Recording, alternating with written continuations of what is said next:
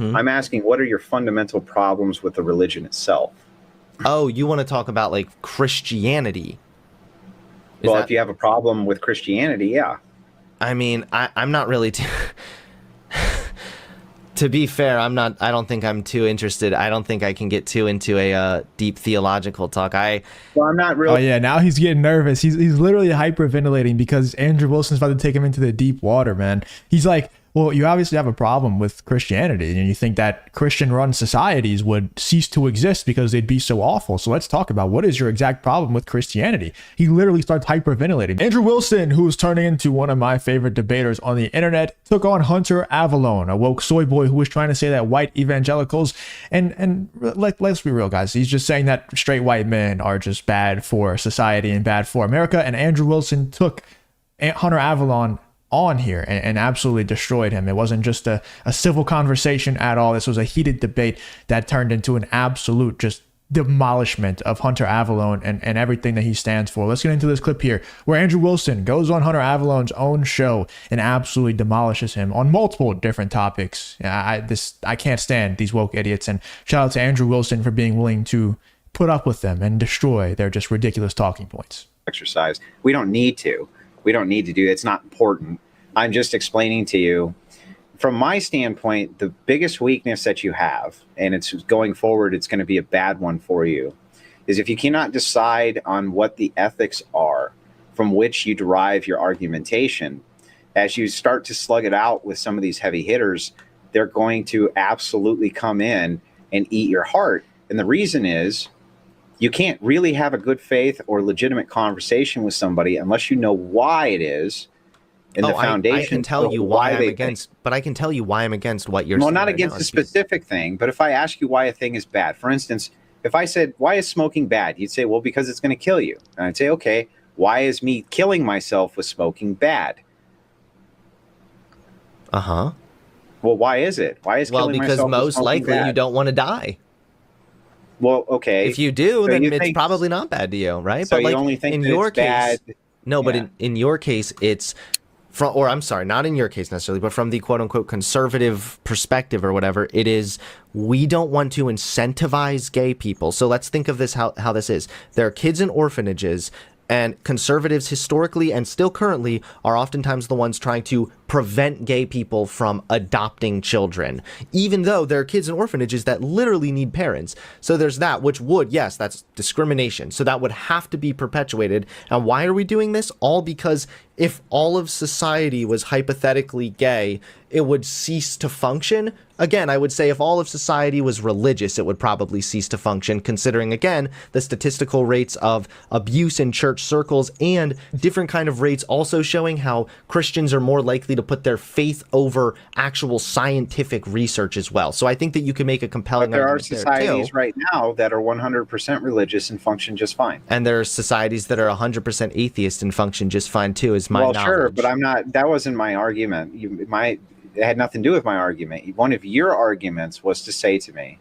listen, if everybody was religious, right, that would also be bad. But we have societies we can look at right now where everybody's religious. It's not bad. What religion? Muslim, for instance.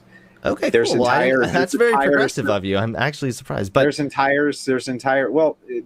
diametric opposition between Christianity. I should rephrase then. Yes, I should say like fundamentalist Christians. Let me rephrase. I will rephrase that because that's my. It's so crazy how we've gotten to a point in society now where these people have been forced, like these people like Hunter Avallone, who's debating Andrew Wilson here. This is not his actual stance on this. Nobody, if Hunter Avallone was just not involved in politics, not involved in these discussions, and it wasn't always such a right versus left issue, this would not be his stance. And what I mean by that is we've now gotten to the point in society where people like Hunter Avallone are forced to debate people like Andrew Wilson, and they just have to come up with something to disagree on. So they're just forced to say things like, an entire Christian society would cease to exist if it happened. What are you talking about, dude?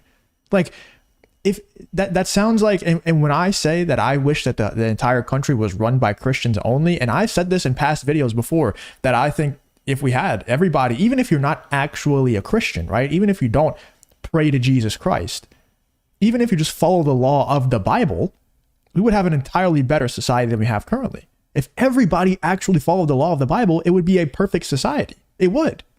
Nobody would be killing, nobody would be stealing, nobody would be committing adultery. Everybody would have the same, moral compass. It would be great.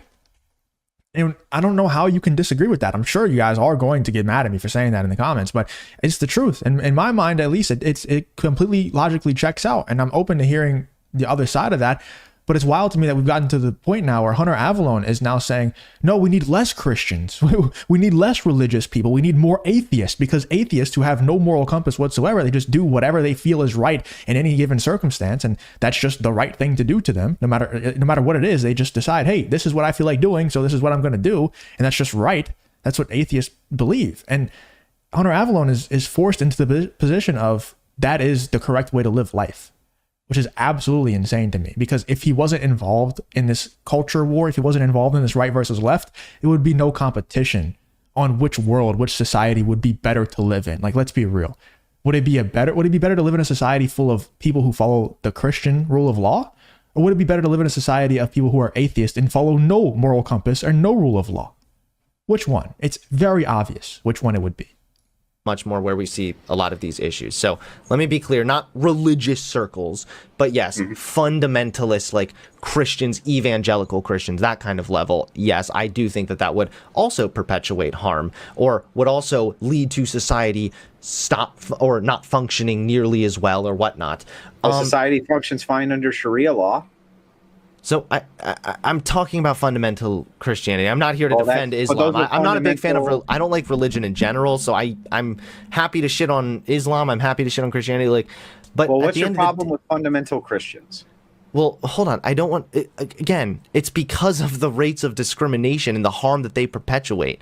So, even if you look at the rates, actually, American Muslims are more accepting of gay people, for example, than evangelical white Christians, and that does harm. That hurts people. That discriminates against not only gay people, but again, we've already established that by preventing them from adopting, you're also harming children. You're literally harming the children that are in orphanages right now suffering.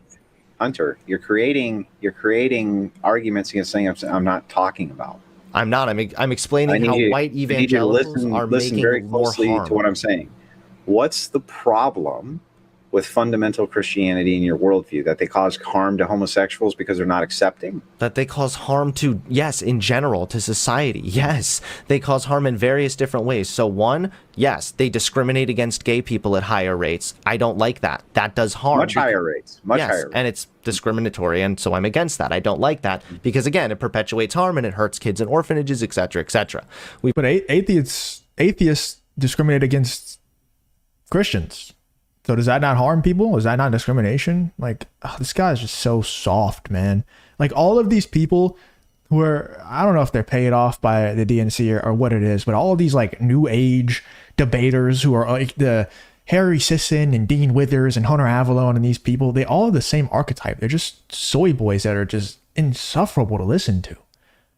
Like I said earlier, shout out to Andrew Wilson for being willing to put up with these people. There is no chance that I'm staying this calm talking to somebody who acts like this. It's insufferable. It is. We've kind of already established this. Also, white evangelical Christians are more likely to deny things like climate change, something that I think is very important that we kind of all need to find unity on. It's really important for the future moving forward here. White evangelical Christians are against that. That's another thing. Another reason, there are statistics showing that oftentimes hyper-religious individuals are more likely to put their faith over scientific evidence. Anti-intellectualism has already cost us with COVID, with how we've seen the conspiratorial bullshit, the anti-vaxxers and whatnot. So yes, there is a multitude of harm that white evangelicals perpetuate on this country, or could, hypothetically. So I think that your argument would be completely doomed. It would have to. So now answer me this, now that we have established this. Is the happiness level in people who are Christians higher or lower than the average population in the United States? So I'm going to answer this. No, just yes or no. Is it higher or lower? I'm not going to answer it unless I can elaborate, because the answer it needs an elaboration there. If you enjoy content like this, then make sure to leave a like and subscribe to the channel. It really does help me out a ton. Let's get back to the video. So, yes, absolutely. Yep, you're right. people in religious circles do have happier or higher So rates doesn't of it do happiness. them harm if you were to So- take that away from them? Sure. Yes. So here's So the now thing. we're talking about which is more Hold harm. on. Wait. Because it's not the religious aspect of it, but rather the community aspect of it. So if you were to gauge like a group of people that say every like Saturday they went to some like big community event with like community picnic and then went bowling or whatnot, you would find higher rates of happiness in those people as well. Having a structured community is what gives you that higher level of happiness. And again, I'm not shitting on all of religion. My parents are very religious. I respect them for that, and that's because I recognize that for them it is a form of community, and that's important for What people. I'm trying to get to the heart of here is that it seems like your issues are secondary to the religion. You're saying this is how religious people behave in this political sense that I disagree with. Mhm. I'm asking, what are your fundamental problems with the religion itself? Oh, you want to talk about like Christianity? Well, if you have a problem with Christianity, yeah. I mean, I'm not really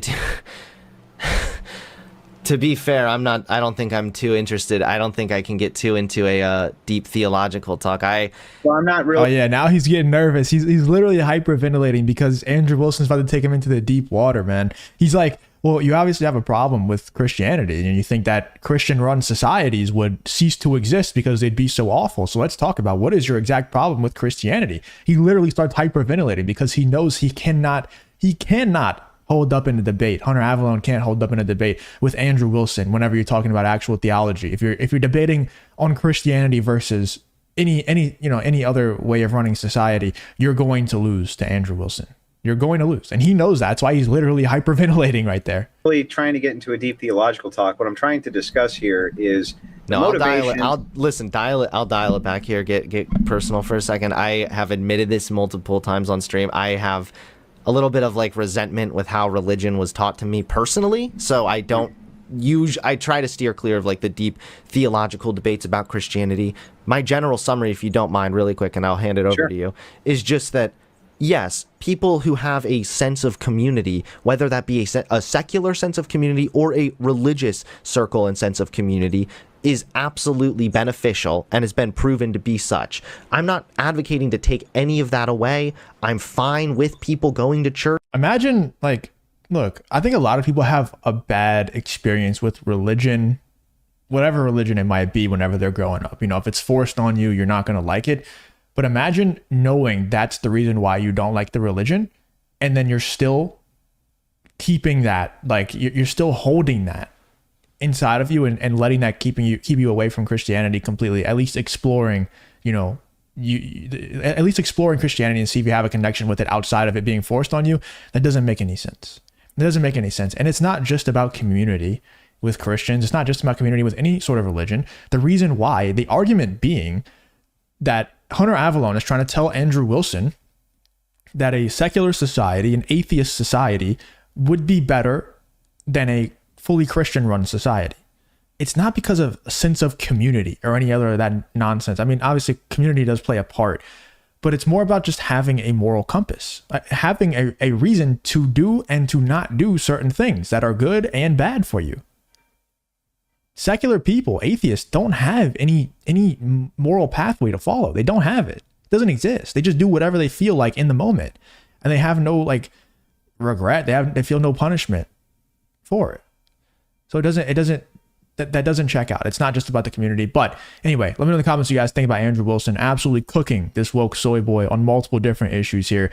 Literally, Hunter Avalon got so nervous that he started hyperventilating on the microphone whenever Andrew Wilson tried to take him into the deep water. I think Andrew Wilson went easy on him on this because he knows that he's just a fragile little soy boy, a younger guy and everything like that. So let me know in the comments what you guys think about this whole Andrew Wilson versus Hunter Avalon. Absolutely. Yeah, Andrew Wilson humiliated him. No question about it. I do think he went soft on him, but let me know in the comments what you guys think. Who do you think won this debate between Andrew Wilson and Hunter Avalon?